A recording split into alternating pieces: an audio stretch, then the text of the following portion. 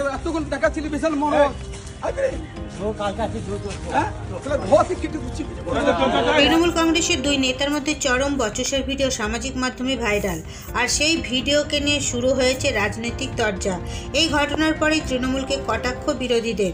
সূত্র থেকে জানা গেছে, গত রবিবার আউসগ্রাম 2 নম্বর ব্লকের ভালকি গ্রাম পঞ্চায়েতের ধনডাঙ্গা গ্রামের রাস্তার পাশে নির্মীয়মান নিকাশি নালাটিকে সঠিকভাবে তৈরি, যাতে করে চাষিদের চাষের জমির কোনো সমস্যা তৈরি না হয়, এই নিয়ে কয়েকজন ঠিকাদার সংস্থার সঙ্গে দেখা করতে গেলে স্থানীয় তাদের মধ্যে এক গ্রামবাসীকে মারধর করা হয় বলে অভিযোগ। ঘটনাটিকে কেন্দ্র করে এলাকায় তৈরি হয় উত্তেজনা।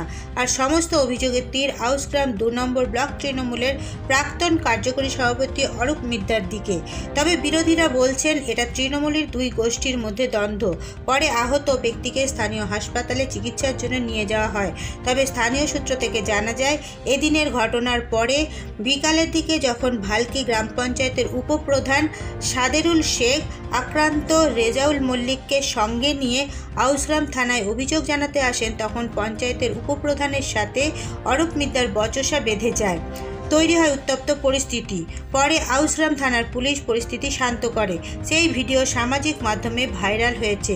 এই ঘটনার পরে ভালকি গ্রাম পঞ্চায়েতের উপপ্রধান সাদেরুল শেখের অভিযোগ করেন, তিনি চাষিদের পাশে দাঁড়িয়েছেন আর তার জন্য তাকে হেনস্থার শিকার হতে হলো। এছাড়াও তার অভিযোগ, নানাভাবে অরূপ মিদ্দা ও তার অনুগামীরা তাকে ফোনে হুমকি দেন, যার কারণে তিনি আতঙ্কিত।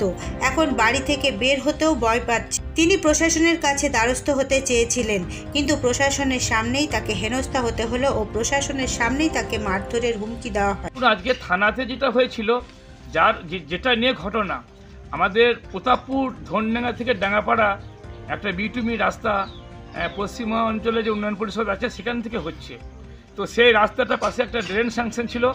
সেই ড্রেনটা কন্ট্রাক্টর করেছে, কিন্তু ড্রেনটা খুব সরু এবং সেই ড্রেনটাতে ব্যাপক হারে জল যায়। আমাদের একটা বাঁধ আছে, সে বাঁধে জল যায়। তাই চাষিদের জল ঠিকমতো ড্রেনে যাবে না, চাষিদের জমি পতিত হয়ে যাবে, পাশে একটি আদিবাসী পাড়া আছে, ডুবে যাবে।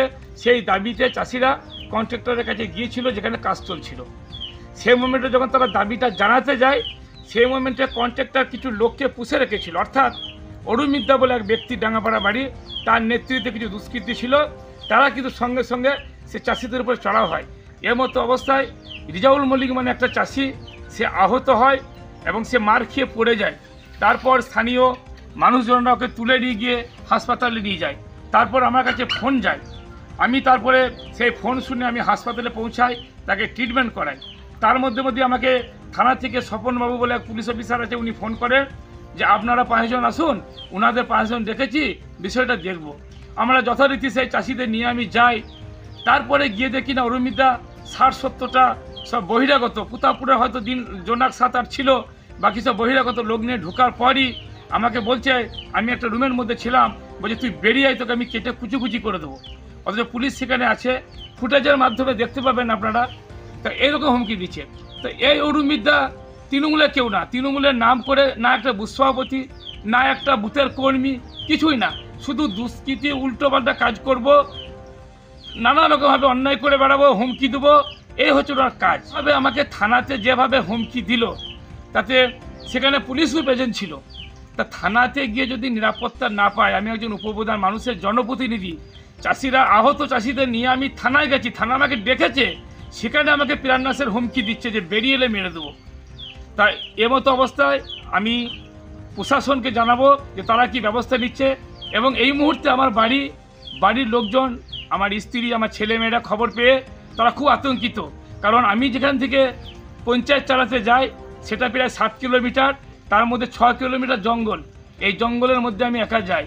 তাই আমার বাড়ি থেকে এখন বাধা দিচ্ছে যে তোমাকে থানায় বসে যারা এভাবে হুমকি দিতে পারে, কচুকাটা করে দেবো, তুমি কিভাবে পঞ্চায়েত চালাতে যাবে, কিভাবে মানুষের কাজ করতে যাবে। ধনডাঙ্গা থেকে ডাঙ্গাপাড়া পর্যন্ত একটি কংক্রিট রাস্তা, পিচ রাস্তা হচ্ছে। সেই রাস্তার পাশে একটি ড্রেন হচ্ছে। সেই ড্রেনটি উপযুক্ত না করার জন্য আমরা চাষিরা কয়েকজন মিলে ওখানে ঘটনাস্থলে যাই এবং কন্ট্রাক্টরকে ওখানে আমরা দেখতে পাইনি। ওখানে অরূপ মিদ্দার বাহিনী এবং বাইরের কিছু সাঙ্গপাঙ্গ এবং বহিরাগত লোকজন নিয়েছে। অরূপ মিদ্দা টাঙ্গি, বল্ল, আগ্নেয়াস্ত্র, লাঠি, বাঁশ নিয়ে আমাদের উপরে চড়াও হয়। আপনাদেরকে কারা মারলো? অরূপ মিদ্দার লোকজন। বহিরাগত।